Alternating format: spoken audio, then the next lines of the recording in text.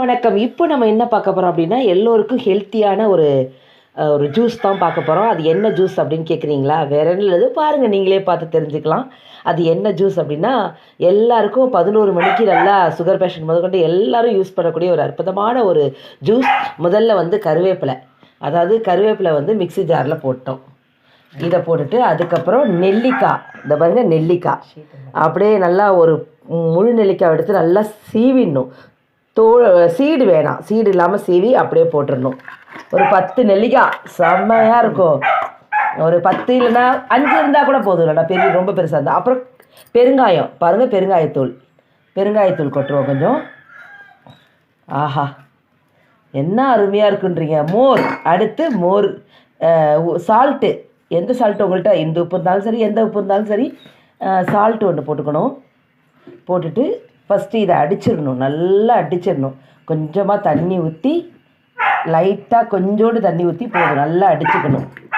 செம்மையாக அடிக்கணும். நல்லா அடிச்சிடலாம், அடிச்சிடலாம்.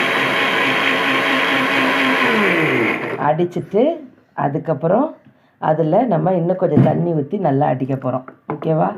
நல்லா அடிச்சுட்டு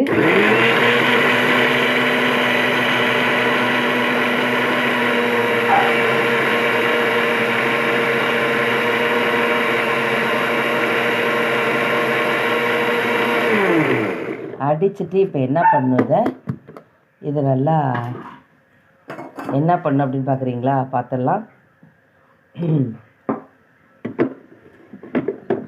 பாருங்கள், அப்படியே மோரோ தயிரோ பாருங்கள், அதை ஊற்றி தண்ணி தெளிச்சாலும் அது மோராக மாறிடும்.